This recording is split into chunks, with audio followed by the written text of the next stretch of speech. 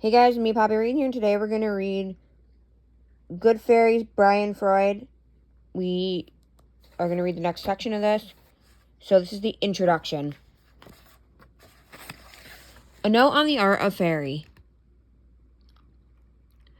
When I paint and draw, I am not concerned with achieving the illusion of depth and perspective. My paintings are all tapestries, flat surfaces woven into the thread of ideas and emotions. It is my intent that the images should be read as you might read a book, the eye moving from one image to another. Beneath the figure and shape of each painting is a hidden layer of geometry, a framework of circles and straight lines, connecting each element of imagery. Thus, the paintings can also be read like a map of the heavens, forming patterns of fiery constellations, or like a road map leading the eye from image to image on a winding trail into fairy. Rather than attempt to provide an exquisite tour of the fairy realm, I prefer to present brief, bright fragments. I like to represent moments, glimpses, fairyland caught in the blink of an eye, or the instant between dusk and dark. My paintings are full of symbols and signposts, pointing the way to the fairies' domain in the hopes that my journey might guide or inspire others making their own. Yet each person's sojourn in fairy is highly individual and unique. Each traveler moves through very different symbolic and emotional landscapes. Thus, the true meaning of one of my paintings reveals itself only individually, changing from viewer to viewer. When painting or drawing, I always try to allow for the ambiguity, for an element of mystery, a looseness or emotional space that the viewers themselves must fill. The details of story, feeling the intent are all supplied by the viewer, not me, and in this way, they become part of the picture. I strive for each of my paintings to have a multiplicity of meanings, not only my own, but the meaning each viewer will bring to them. To my mind, the picture is most successful when it enables the viewer to engage in its personal dialogue or relationship, changing from day to day, from year to year. As things change, so things change.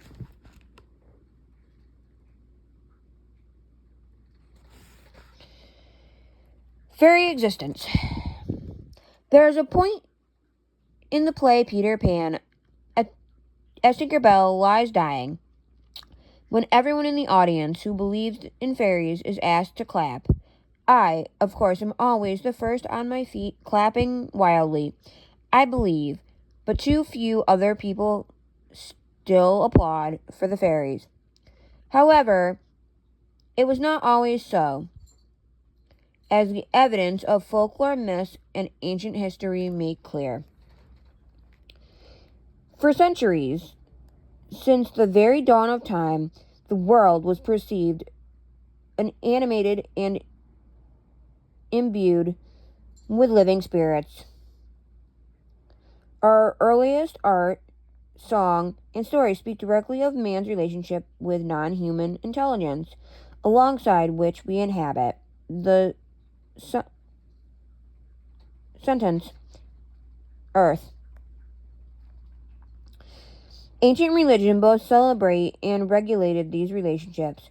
By learning more about myths and mythical beliefs of creatures all around the world, I have discovered we gain a deeper understanding of the fairy world around us today. Partly since fairies communicate to us through the use of mythic symbols, expecting that we, like our ancestors, will understand what they mean.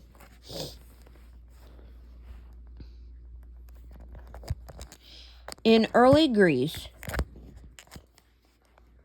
the Napoleonists wrote of the anima mundi, or world soul,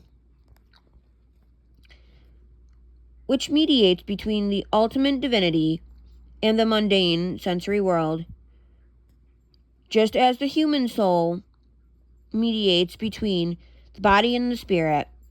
The anima mundi is populated by beings the Greek called daimons, or demons, nymphs, dryads, satyrs, and all the spirits of the air and nature, which are essentially fairies. The human soul flows into and is part of the world soul. There is no barrier between our essential selves and the world's self. And the world's self. Fairies being denizen of the world's soul, and thus also of our own, exist in both the outer world of nature and the inner world of the mind. I find that although I usually encounter fairies in their inner realm, they can also manifest themselves in startling reality in the outer physical world, asserting their existence to even the most skeptical of non-believers.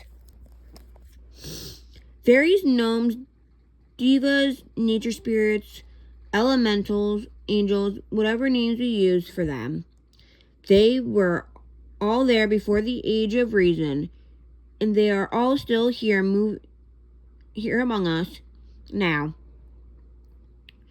It is wise to remember that we deny the existence of fairies at our peril, for they have a disconcerting habit of breaking into our closed worldview, demanding our full attention in the supervised and startling ways. Subverse.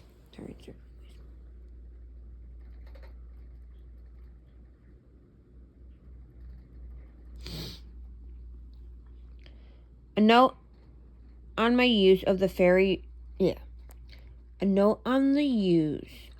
word fairy. In English, it is the spelling of the word fairy has been as multiple as the fairies themselves. In early Britain, the Anglo-Saxons would have called such a creature by the name of elf. Yet by Chaucer's time, the term fairy appeared to be in common usage. By the 17th century, we find quite an eclectic array of F words: fairy folk, fairy folks, fairy focus, Perry, Perries, fairy, fairy, fairy, fairy, and fairy.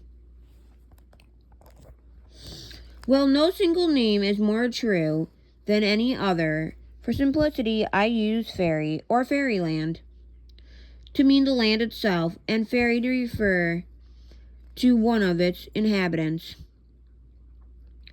The realm of fairy is synonymous with the Celtic otherworld, the underworld, the Blessed Isles, Avalon, Turnigo, Turnasorcha, and the astral realm. The inner world are all aspects of fairyland in shifting prismatic guise.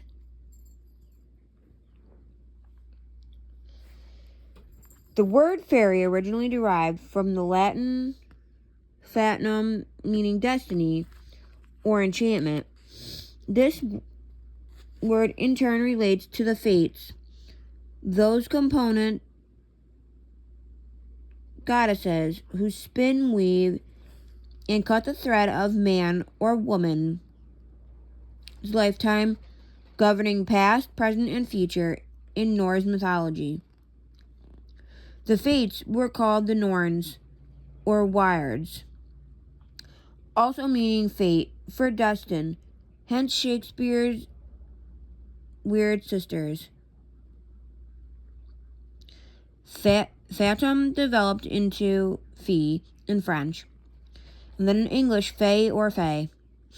And early meaning of fairy was fairy, the specific state of enchantment created by a fae. Fairies are not a fantasy, but a connection to reality.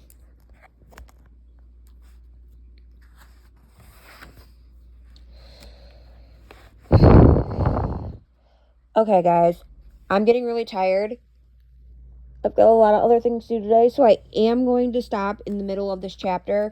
We will pick this chapter up in the next one, which hopefully I'll be better about filming. But I will catch you on the flip side. Bye, guys.